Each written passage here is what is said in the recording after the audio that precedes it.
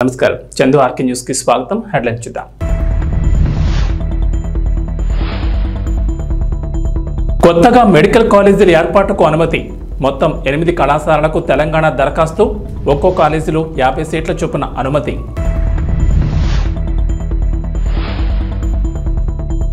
తెలంగాణలో కొత్త రేషన్ కార్డుల జారీకి కేబినెట్ సబ్ కమిటీ. ఓఆర్ఆర్ వరకు జీహెచ్ఎంసీ విస్తరణకు cabinet sub committee. Job calendar, skill యూనివర్సిటీకి మంత్రివర్గం ఆమోదం.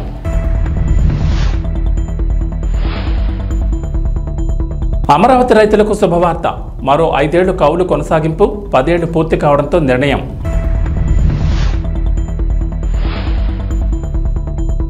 ఆంధ్రప్రదేశ్లో వరుసగా 2వ నెల కూడా రికార్డ్ బ్రేక్. ఒక్క రోజులోనే దాదాపుగా 98% పింఛన్లు పంపిణీ. సచివాలయ ఉద్యోగులతో విజయవంతంగా పంపిణీ. తెలంగాణలో కొత్తగా మరో 4 మెడికల్ కాలేజీల ఏర్పాటుకు నేషనల్ మెడికల్ కమిషన్ అనుమతులిచ్చింది. ఇందుకు సంబంధించి లెటర్ ఆఫ్ పర్మిషన్ను బుధవారం ఉత్తర్వులు జారీ చేసింది. మొత్తం 8 వైద్య కళాశాలల కోసం రాష్ట్ర ప్రభుత్వం గత ఏడాది దరఖాస్తు చేసింది. ఇందులో ములుగు, నర్సంపేట, గద్వాల, నారాయణపేటలో కళాశాలకు ఎన్ఎంసీ పచ్చజెండా ఊపింది. దీంతో ఈ విద్యా సంవత్సరం నుంచే ప్రవేశాలకు మార్గం సుగమమైంది. ఒక్కో కాలేజీలో 50 సీట్లతో అడ్మిషన్లు చేపట్టేందుకు అనుమతించింది. ఇక యాదాద్రి, భువనగిరి, మహేశ్వరం, కుత్బుల్లాపూర్, మెదక్ మెడికల్ కాలేజీలకు అనుమతులు నిరాకరించింది. ఇటీవల బదిలీలు చేపట్టిన వైద్య ఆరోగ్య శాఖ ఈ 4 కాలేజీల్లో ప్రొఫెసర్లు, అసోసియేట్ ప్రొఫెసర్లు, అసిస్టెంట్ ప్రొఫెసర్ పోస్టులను భర్తీ చేసింది. దీంతో ఈ 4కి కూడా అనుమతులు మరోసారి జాతీయ వైద్య కమిషన్కు లేఖ రాయాలని ప్రభుత్వం నిర్ణయించింది. నిర్దిష్ట గడువులోగా లోపాలను సరిదిద్దుకొని అవసరమైన మౌలిక వసతులు కల్పిస్తామని, అనుమతులు మంజూరు చేయాలని వైద్య ఆరోగ్య శాఖ కార్యదర్శి హామీ పత్రాలను సమర్పించనున్నారు. ప్రస్తుతం తెలంగాణలోని 28 ప్రభుత్వ మెడికల్ కాలేజీల్లో 3,915 ఎంబీబీఎస్ సీట్లు అందుబాటులో ఉన్నాయి. కొత్తగా 4కి అనుమతులు లభించడంతో అదనంగా 200 సీట్లు పెరుగుతాయి. దీంతో మొత్తం సీట్ల సంఖ్య 4,115కు చేరుకోనున్నాయి. హోల్డ్లో ఉంచిన మరో 4కి కూడా అనుమతులు వస్తాయని వైద్యశాఖ నమ్మకం పెట్టుకుంది. రాష్ట్రంలో ప్రైవేట్తో కలిపి మొత్తం 56 వైద్య కాలేజీల్లో 8,515 ఎంబీబీఎస్ సీట్లున్నాయి. తెలంగాణలో ఐపీఎస్ల బదిలీలు కొనసాగుతున్నాయి. తాజాగా పలువురు నాన్ క్యాడర్ ఎస్పీలకు రేవంత్ నేతృత్వంలోని కాంగ్రెస్ ప్రభుత్వం బదిలీ చేసింది. రాష్ట్ర వ్యాప్తంగా మొత్తం 8 మంది ఐపీఎస్లకు స్థానచలనం కలిగించింది. ప్రస్తుతం హైదరాబాద్ నగర మహిళల భద్రతా విభాగం డీసీపీగా ఉన్న దార కవితను సైబర్ క్రైమ్ విభాగానికి డీసీపీగా పంపించింది. Command control room multi agency operation centre SP A రమణారెడ్డిని ఎస్ఓటీ మల్కాజ్గిరి, భువనగిరి, రాచకొండకి డీసీపీగా బదిలీ చేసింది ప్రభుత్వం. వెయిటింగ్ లో ఉన్న ఐపీఎస్ అధికారి వెంకటేశ్వర్లకు ఆక్టోపస్ ఎస్పీగా పోస్టింగ్ ఇచ్చింది. ఎస్ఓటీ డీసీపీ డి శ్రీనివాస్ను మాదాపూర్ ఎస్ఓటీకి, సిఐడి ఎస్పీ బి శ్రీ బాలదేవిని సైబరాబాద్ సైబర్ క్రైమ్ విభాగానికి డీసీపీగా బదిలీ చేసింది. Intelligence SP G Suneet Mohan కు స్థానచలనం కలిగించి హైదరాబాద్లోని RBBRR Telangana police academy deputy డైరెక్టర్గా నియమించింది. అలాగే Telangana anti narcotic bureau SP Y Sai శేఖర్కు ఇంటెలిజెన్స్ ఎస్పీగా, జగిత్యాల ఏఎస్పీ ఎస్ వినోద్ కుమార్ను ఇంటెలిజెన్స్ ఏఎస్పీగా పంపించింది. ఈ మేరకు బదిలీలకు సంబంధించిన ఉత్తర్వులను తెలంగాణ హోంశాఖ ప్రధాన కార్యదర్శి రవిగుప్తా జారీ చేశారు. ముఖ్యమంత్రి రేవంత్ రెడ్డి అధ్యక్షతన జరిగిన తెలంగాణ కేబినెట్ భేటీలో కీలక నిర్ణయాలకు ఆమోదం తెలిపారు. రాష్ట్రంలో కొత్త రేషన్ కార్డుల జారీకి తెలంగాణ మంత్రివర్గం గ్రీన్ సిగ్నల్ ఇచ్చింది. దీనిపై విధి విధానాల ఖరారుకు కేబినెట్ సబ్ కమిటీని ఏర్పాటు చేస్తూ మంత్రివర్గంలో నిర్ణయం తీసుకున్నారు. రేషన్ కార్డులతో పాటు కొత్తగా ఆరోగ్యశ్రీ కార్డులను జారీ చేసేందుకు కేబినెట్ ఆమోదం తెలిపింది. ధరణి పోర్టల్ పేరును మారుస్తూ తెలంగాణ కేబినెట్ నిర్ణయం తీసుకుంది. ఇక ధరణి స్థానంలో కొత్తగా భూమాత పేరుతో సేవలు అందించనున్నారు. అదేవిధంగా జాబ్ క్యాలెండర్కు తెలంగాణ కేబినెట్ ఆమోదం తెలిపింది. హైదరాబాద్లో ఔటర్ రింగ్ రోడ్ పరిధిలోని గ్రామాలన్నింటినీ గ్రేటర్ హైదరాబాద్ మున్సిపల్ కార్పొరేషన్లో కలిపేందుకు సంబంధించిన అంశంపై కేబినెట్లో ప్రధానంగా చర్చ జరిగింది. నిర్ణయించింది. గతంలో ఏదైతే ఎన్నికల్లో మేము చెప్పిన దాంట్లో భాగంగా తెల్ల రేషన్ కార్డులతో పాటుగా ఆరోగ్యశ్రీ కోసం ఆరోగ్యశ్రీ కార్డులని విడివిడిగా ఇవ్వాలి అనేది ఈ రాష్ట్ర ప్రభుత్వం కేబినెట్ నిర్ణయించింది. దీనికి సబ్ కమిటీలో 3 మంత్రులతో ఒక సబ్ కమిటీ ఏర్పాటు చేయడం జరిగింది. పౌర సరఫరా శాఖ మంత్రివర్యులు ఉత్తమ్ కుమార్ రెడ్డి గారు, అదే రకంగా ఆరోగ్య శాఖ మంత్రివర్యులు దామోదర్ రాజనరసింహ గారు, రెవెన్యూ శాఖ మంత్రిగా నేను ఈ సబ్ కమిటీలో ఉంటాం. వీలైనంత తొందరలో ఈ సబ్ కమిటీ రిపోర్టు నివేదిక గవర్నమెంట్కి ఇచ్చి ఆ విధి విధానాలు ఫైనల్ చేసి తప్పకుండా అనుకున్న ప్రకారం ప్రతి పేదవాడికి, అర్హులైన ప్రతి పేదవాళ్లకి ఈ రాష్ట్ర ప్రభుత్వం తెల్ల రేషన్ కార్డు, అదే రకంగా ఆరోగ్యశ్రీ కార్డును కూడా ఇవ్వాలని ఈరోజు గౌరవ ముఖ్యమంత్రి రేవంత్ రెడ్డి గారి సమక్షంలో జరిగిన కేబినెట్ లో నిర్ణయం తీసుకోవడం జరిగింది.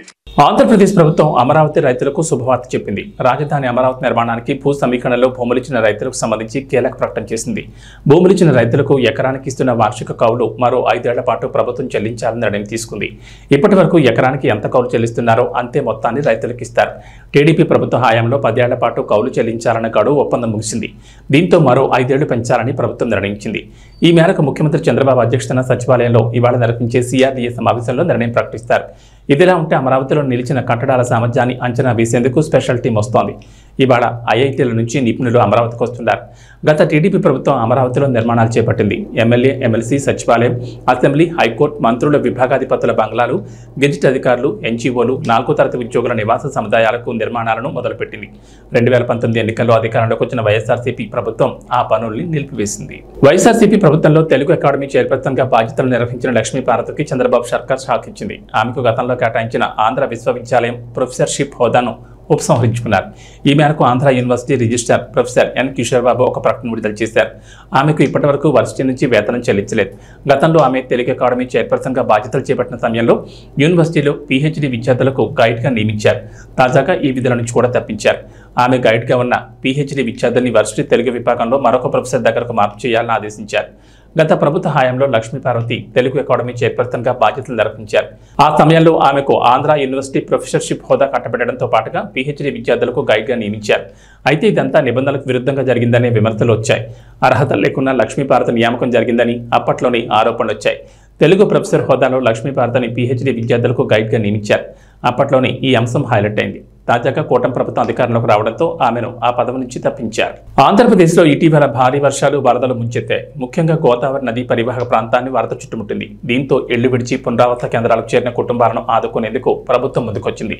ఇటీవల 3,000 రూపాయల చొప్పున ఆర్థిక సహాయం అందించాలని రాష్ట్ర ప్రభుత్వం నిర్ణయించిన సంగతి తెలిసిందే. ఈ నిర్ణయం ప్రకారం గురువారం ఉత్తర్వులు జారీ చేశారు. గత ప్రభుత్వంలో వరదల సమయంలో ఒక్కో కుటుంబానికి 2,000 చొప్పున ఇవ్వగా కూటమి ప్రభుత్వం దీన్ని 3,000కు పెంచింది.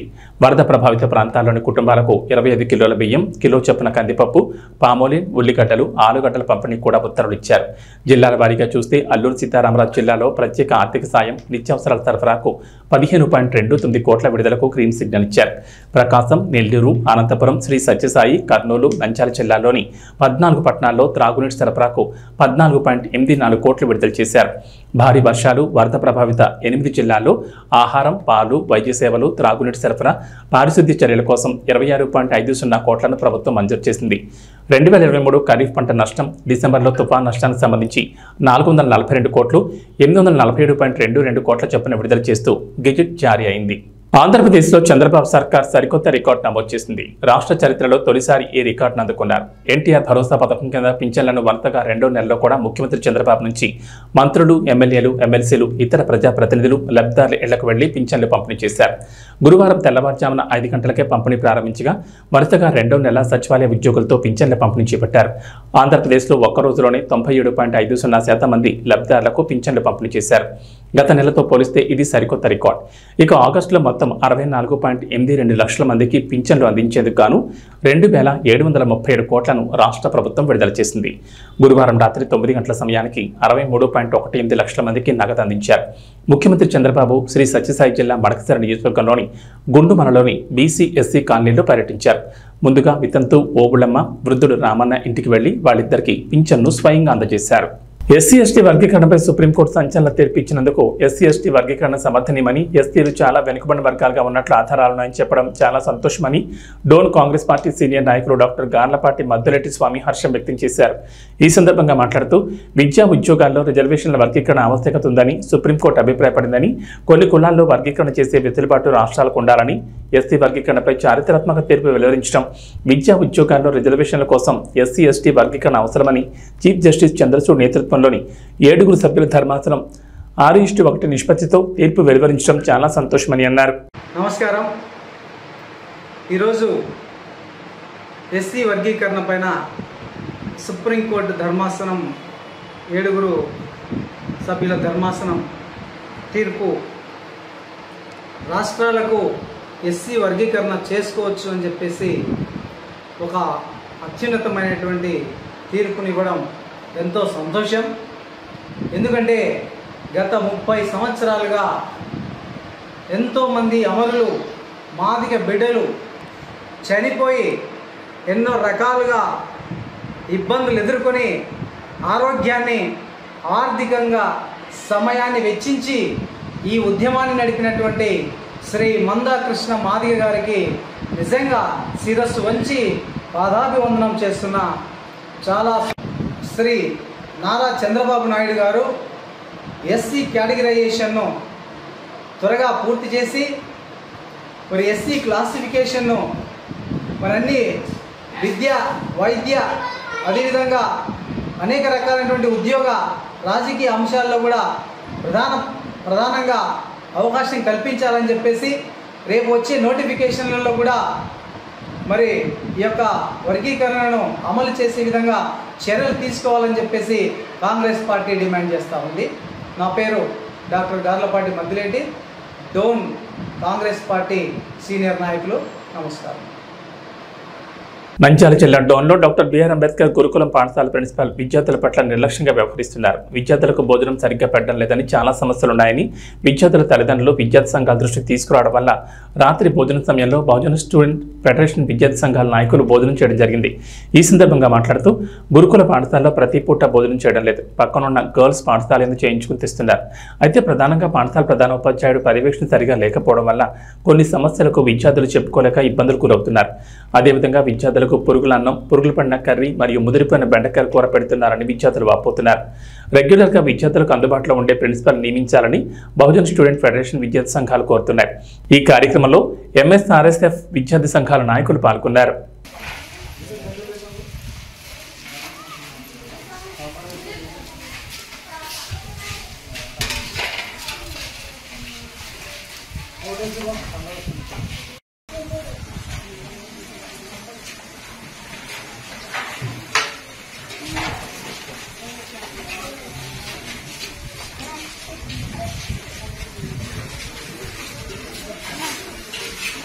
అన్నం ఎవరు పెడతారు బాబు? పెట్టండి అన్నం.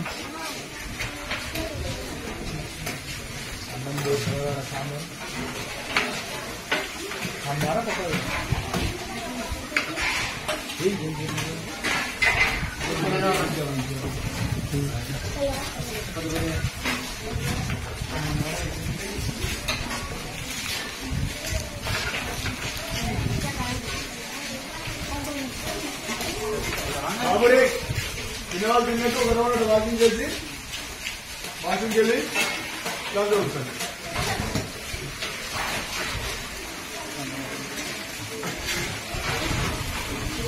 ఇవన్నీ చెప్తున్నారా?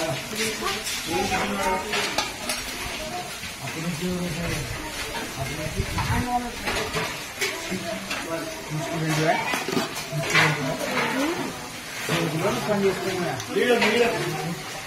సాంబార్ అయిపోయింది.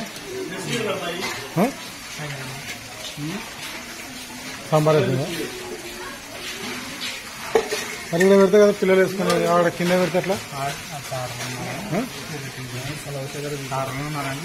కారాలు అంటే తీసి పెడితే అట్లా ఎక్కువ చేసుకోవాలా?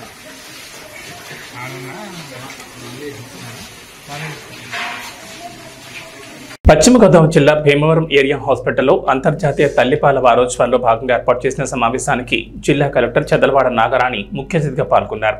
ఈ సందర్భంగా జరిగిన సభలో జిల్లా కలెక్టర్ మాట్లాడుతూ పుట్టిన బిడ్డకు తల్లిపాలు పడితే బిడ్డతో పాటు తల్లి కూడా ఆరోగ్యంగా ఉంటుందని అన్నారు. అమృతంలో పనిచేసే తల్లిపాలు కనీసం 6 మాసాల వరకు బిడ్డకు అందజేయాలని ఆమె అన్నారు. తల్లి పిల్లను కని పెంచి సమాజానికి ఉపయోగపడేలా తీర్చిదిద్దడంలో తల్లి పాత్ర అద్భుతమైందన్నారు. అటువంటి తల్లులు బిడ్డలకు పాలివ్వడంలో అపోహలు తొలగి పుట్టిన గంటలో పాలివ్వడం వల్ల బిడ్డకు తల్లికి కలిగే ప్రయోజనాల గురించి అవగాహన చేసుకోవాలన్నారు. పుట్టిన బిడ్డకు గంటలోపే తల్లిపాలు ఇవ్వాలని సూచించారు. అమృతంలా పనిచేసే తల్లిపాలు బిడ్డకు 6 నెలలు అందిస్తే అవసరమైన పోషకాలు బిడ్డకు అందుతాయని అన్నారు. తల్లిపాలలో ముఖ్యమైన యాంటీబాడీస్ వృద్ధి చెంది బిడ్డలు ఆరోగ్యకరంగా ఉంటారని అన్నారు. తల్లిపాలకు దూరమైన పిల్లలకు నిమోనియా, డయేరియా వంటి వ్యాధులు బారిన పడే అవకాశం ఎక్కువగా ఉంటుందన్నారు. పాలిచ్చే తల్లులు, గర్భిణీ స్త్రీలు ఆరోగ్యంపై శ్రద్ధ పెట్టి ప్రభుత్వం అందిస్తున్న పౌష్టికాహారం తీసుకుని ఆరోగ్యవంతమైన సమాజ నిర్మాణానికి దోహదపడాలని జిల్లా కలెక్టర్ చదలవాడ నాగరాణి కోరారు. ఆగస్టు 1 నుండి 7వ తేదీ వరకు తల్లిపాలు వారోత్సవాల సందర్భంగా తల్లిపాలు విశిష్టతపై జిల్లాలో ప్రతి గ్రామంలో ప్రతి ఇంటింటికి వెళ్లి 7 రోజుల పాటు వైద్య ఆరోగ్య శాఖ, స్త్రీ శిశు సంక్షేమ శాఖ సమన్వయంతో అవగాహన కల్పించాలన్నారు. పత్తి పిల్లలకు అమృతం అంటే తల్లిపాలు, వాటి విశిష్టతపై పాలిచ్చే తల్లులకు, కాబోయే తల్లులకు పూర్తిగా వివరించాలని తెలిపారు. జిల్లా వైద్య ఆరోగ్య శాఖ అధికారి డాక్టర్ డి మహేశ్వరరావు మాట్లాడుతూ తల్లిపాలు బిడ్డలకు టీకాల మాదిరిగా పనిచేస్తాయని, పిల్లలు దృఢత్వంగా ఆరోగ్యంగా పెరుగుతారని అన్నారు. జిల్లా స్త్రీ శిశు సంక్షేమ శాఖ అధికారి పి సుజాతారాణి మాట్లాడుతూ తల్లి బిడ్డకు ఏ సమయంలో పాలు ఇవ్వాలి, ఏ భంగిమలో ఇస్తే మంచిది అని క్షేత్రస్థాయిలోకి వెళ్లి మా శాఖ సిబ్బంది ద్వారా తెలియజేయడం జరుగుతుందని తెలిపారు. ఈ సంవత్సరం తల్లి బిడ్డల ఆరోగ్యం గురించి పాలిచ్చే తల్లులు అందరికీ మద్దతు ఇవ్వాలనే నినాదంతో అంతర్జాతీయ తల్లిపాల వారోత్సవాలు జరుపుకుంటున్నామని అన్నారు. ప్రయాణాల్లో ఉన్నవారికి, పనిచేసే కార్మికులకు జిల్లా కలెక్టర్ ఆదేశాలతో రైల్వే స్టేషన్లోనూ, బస్టాండ్లోనూ ఫీడింగ్ రూమ్లను ఏర్పాటు చేయడం జరుగుతుందని తెలిపారు. గర్భిణీలకు, బాలింతలకు వివిధ రకాల పళ్లను జిల్లా కలెక్టర్ చేతుల మీదుగా అందించారు. తల్లిపాలు అమృతం, డబ్బా పాలు వద్దని ప్రతిజ్ఞ చేయించారు.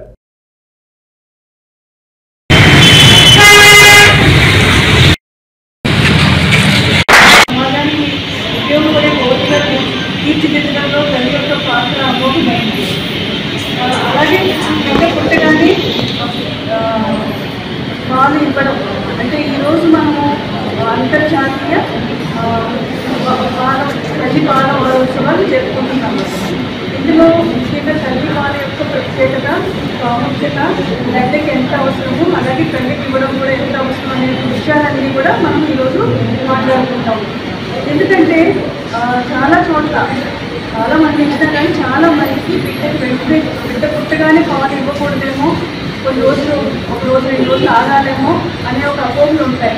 ఈ అపోహలన్నీ తొలగించడానికి వైద్య సిబ్బంది, ICDS అంగన్వాడీ సిబ్బంది నిరంతరం కృషి చేస్తూ ఉన్నారు. అట్లాగే మన ఇంట్లో ఉండే మన తల్లులు అందరూ కూడా మనకి తల్లులకి చెప్తూ ఉంటారు. బిడ్డ పుట్టగానే పాలు ఇస్తే వారికి అదే ఒక మంచి టీకా కింద, వ్యాక్సిన్ కింద పనిచేస్తుంది అనమాట. వాళ్ళకి అనారోగ్యం లేకుండా అది ఒక యాంటీబయాటిక్ లాగా డయేరియా, న్యూమోనియా ఇలాంటి క్యాన్సర్ రాకుండా ఉంటాయి. అదేవిధంగా ఇలాంటి పాలు ఇచ్చే సందర్భాల్లో, సమయాల్లో తల్లి కూడా పాలు ఇచ్చిన రోజు తల్లి కూడా వారి యొక్క ఆరోగ్యం మీద చక్కటి శ్రద్ధ పెట్టాలి. దాని ప్రభుత్వం నుంచి కూడా మంచి పోషకాహారం అంతా కూడా మనకి ICDS ద్వారా తల్లి అందాలని వారి పాలు, ఫుడ్ అందిస్తారు. అంటే బిడ్డకు పాలు అవుతూ ఉండాలి. వారు కూడా పోషకాహారాలు, ఫుడ్, పాలు అయితే పరిచయం చేస్తున్నారని చాలామంది ఆహారం సరిగ్గా తీసుకుంటూ ఉంటారు. అలా కాకుండా మంచి పౌష్టికాహారం తీసుకుంటూ ఉండాలి. అలాగే బిడ్డకి సరిపడిన పాలు వెంటనే ఇచ్చుకుని అవసరానికి 6 నెలల వరకు సిద్ధంగా ఉండాలి. సరిపోతాయి అని ఇస్తూ ఉండాలి. బిడ్డకి తల్లికి కూడా శ్రీరామ రక్ష కింద పనిచేస్తూ ఉంటుంది. అయితే చేసిన అందరికీ కూడా నా యొక్క నమస్కారాలు తెలియజేసుకుంటూ మొదటి నుంచి 1వ తారీఖు నుంచి 7వ తారీఖు వరకు జరిగే కార్యక్రమాన్ని medical and health and ICDS department వాళ్ళు ప్రతి ఊరిలోనూ, ప్రతి గ్రామంలోనూ, ప్రతి ఇంటిలో ఉండే తల్లికి ఈ విషయాలన్నీ తెలియని తల్లికి, రాబోయే తల్లికి కూడా ఈ విషయాలు తెలిసే విధంగా ముందుకు తీసుకెళ్లాలని.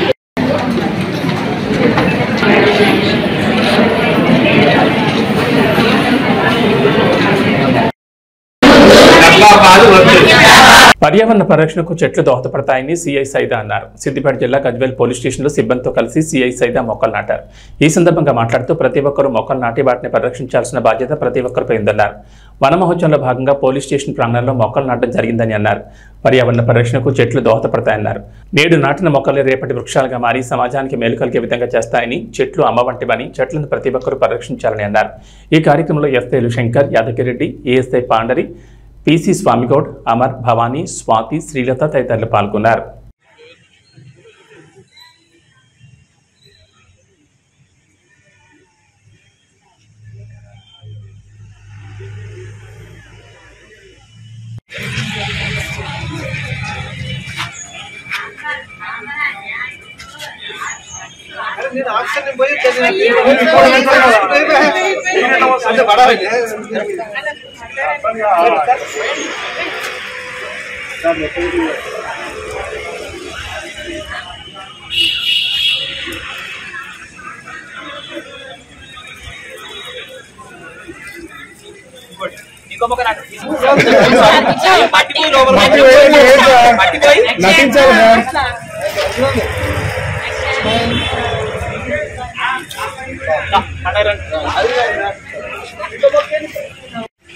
గజ్వేల్ మండలంలో ఉన్నటువంటి ప్రజలందరికీ మా యొక్క పోలీసు వారి విజ్ఞప్తి.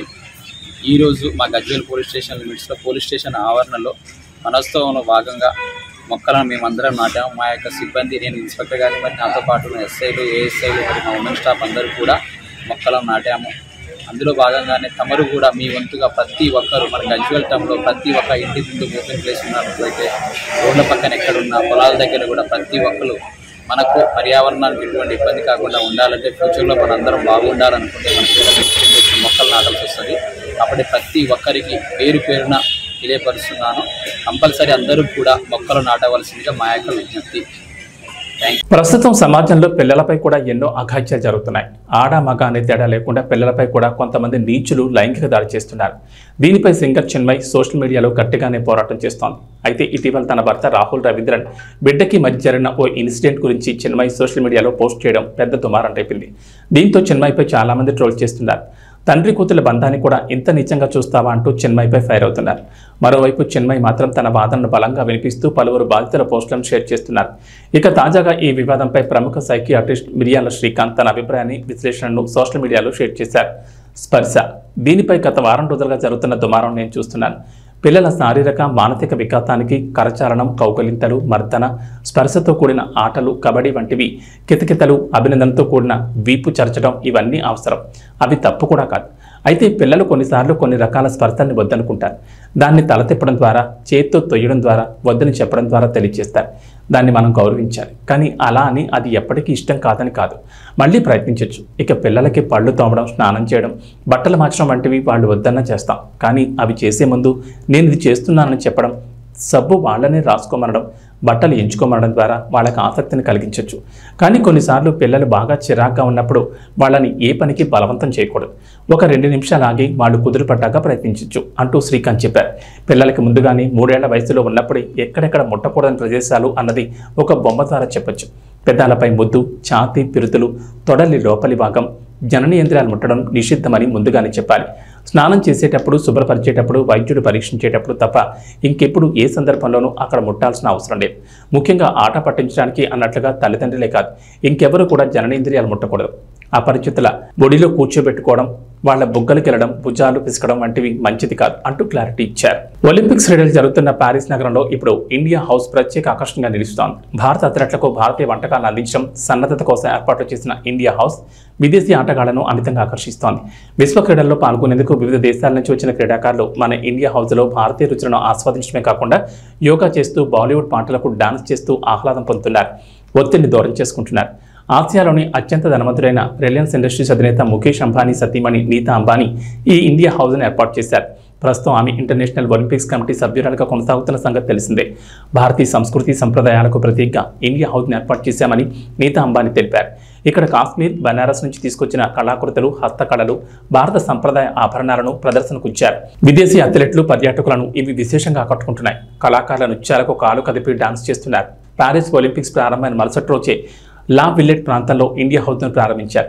ఇండియన్ ఒలింపిక్స్ అసోసియేషన్ అధ్యక్షురాలు PT Usha, BCCI secretary Jay Shah, Olympics స్వర్ణ పతక విజేత అభినవ్ బింద్రాతో పాటు పలువురు ప్రముఖులు ఈ ప్రారంభోత్సవానికి హాజరయ్యారు. ఆగస్టు 11 వరకు ఇండియా హౌస్ను సందర్శకులు వీక్షించవచ్చు. ఏబీ బులెటిన్ విశేషాలు. నమస్కారం.